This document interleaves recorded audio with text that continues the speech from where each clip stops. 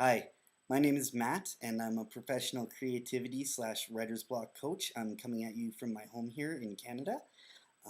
The first thing I'm going to ask everybody to do is please check out my website. It's www.wildimaginations.ca. You'll find a link to it on the side of the screen here, so please go check that out, and I'll give you more tips on there for how to get over writer's block. What I'm going to do with this video today is give you one tip that you can start using immediately, which should help you get over your block, and an exercise to go along with it here.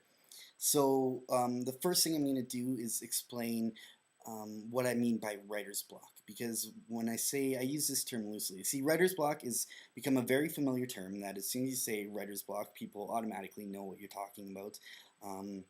But I prefer to use the term creativity block because it's not just writers who are prone to writer's block. It doesn't matter if you're singing or dancing or acting or painting or you're a musician or whatever it is you're doing creatively, you're prone to block as well. So all the tools that writers use to get over writer's block, you can also use for any creative or artistic pursuit you're doing or you're working on. So yeah, creativity block is really what we're dealing with here. So for this exercise, what I want you to do is we're going to do it specific to a project that you're working on. Okay, so think of this project, whatever it is. It doesn't matter if you're blocked on it. Maybe you're blocked on it, or maybe it's coming along fine and it's just something you want to use this exercise to further understand your process here, your creative process. Or it could even be a project that you haven't even started working on yet, but you'd like to start, an idea you have in your head, whatever it is. So think of this creative project that you're working on here, and I'm going to ask you to get a piece of paper and a pencil, okay? And you're going to take your piece of paper and make a big box in the middle, okay? And you're going to draw one line horizontally, and I want you to draw one line vertically, making 4 quadrants to your box here.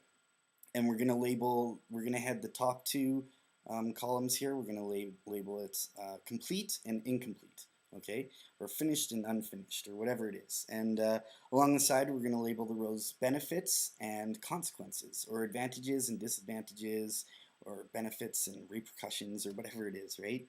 So you're going to have 4 categories there. Now what I'm going to ask you to do is specific to this project, fill out the 4 categories. So I'll just go through them all with you here. Let's start with the easiest one, I think, is the benefits to completing your project. So how can you benefit from this? Maybe you'll get paid, maybe it's something you've been working on for a long time and you'll be emotionally relieved once it's over. Maybe it's something you can share with your friends.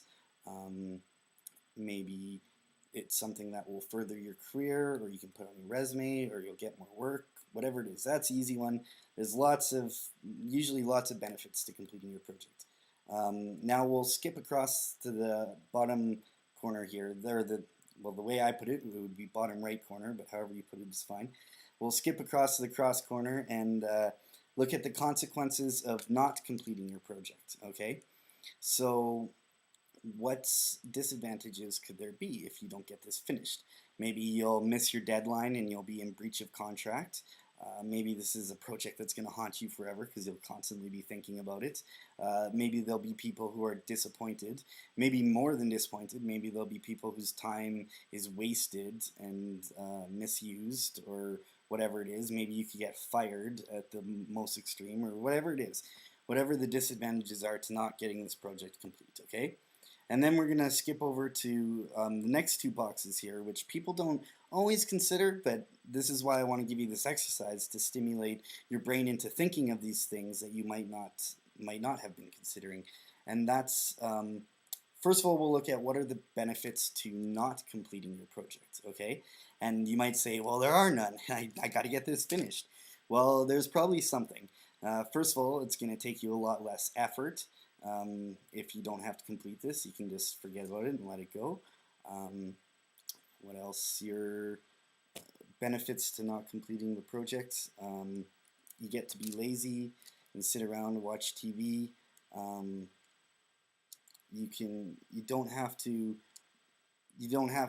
There's no worry about it being bad or rejected. Let's say you do complete this and it doesn't work out, you don't have to worry about any of that. There's no chance of anyone saying, this is horrible, I can't believe you actually created this. if you don't complete it. So that's one benefit to not completing it. What about the consequences or disadvantages to completing it? Now, for this one, I want to stress one point here. This is what I truly believe is anytime you create, you inevitably become vulnerable, okay? So basically, you're exposing yourself by creating this project here. You're exposing your inner emotions or thoughts or feelings, your skill level, whatever it is. You're exposing yourself, okay? And like when I was a kid, they used to tell me, write about things you know. And it's very true, you know, because we're our own kind of toolbox here, filing cabinet, we pull things from. And when we complete it, we're exposing that, okay? Let's say you write a book and you actually get your book published. And your book is read by many, many, many viewers, okay? Or many, many, many readers. Well, all of a sudden, all the readers know your writing, they know your stories, they know what emotions are inside of you, you've exposed yourself. That's definitely could be a consequence to completing it. And all this stuff I'm saying, I'm not trying to scare you, definitely not trying to scare you away from completing it. It's just a reality that you should face, and once you can look at this, it's much easier to get past this hang-up or any fears that you might have. So the point of this project is a couple things here. First of all, or the point of this exercise, I should say, is a couple things. First of all, we're looking for the two of the boxes to outweigh the other two. We're looking for the benefits of completing it and the consequences of not completing it to outweigh the benefits of not completing it and the consequences of completing it. So when we have those boxes all laid out in front of us, we can see, well, which one's more important to me? It obviously, hopefully, when you fill this out, it's more important to get the project completed. And if it's not, go back and do it again and put in more things in the boxes that are going to make you more likely to complete it, because I'm sure you can brainstorm more ideas to make it worthwhile. The second thing with this exercise is it can help give you an idea of what your objective is with this project. I believe that anytime you're creating, it is extremely beneficial to have an objective for what it is you're doing. I think it's something you need anytime you're creating. Is just you need an objective. If you don't have one, your project's going to suffer. And let me explain that further. There's a couple things that you can do with your objective. A, it might raise the stakes for you in a good way. Look at the benefits to completing it, saying if I want to get this done because then I can sell it or whatever it is, right? And then you can make money. So there you go. There's an objective that has a clear benefit to it. So it can raise the stakes. Another thing is it helps you stay focused if you have an objective. Imagine someone who's had too much to drink walking a straight line down the sidewalk, and you can just see them going here, there, everywhere. That's what it's like when you're creating without an objective, and that's why you get blocked. It's real easy to get blocked if you don't have an objective. An objective will help you simplify things a lot. So you can take your box and try and find what your objective is out of those things you wrote down. Let me use an example of your getting an objective here is just writing a wedding speech, okay? Let's say you've been asked to toast the bride and the groom, okay? And a lot of people have a hard time with writing just a simple wedding speech, right? And I think it's because you got to clearly lay out your objective. A lot of people are writing these speeches with the intent of trying to impress everybody or trying to make everybody laugh or trying to make everybody feel good. Yeah, those can be like sub-intense, but your objective, make it clear, make it simple. Your objective is just to say something nice about these people. And if that's all your objective is, it's pretty hard to fail. You just got to say what you know about the bride or the groom or whatever, and maybe tell some stories. Anything in your speech will come off of that, okay?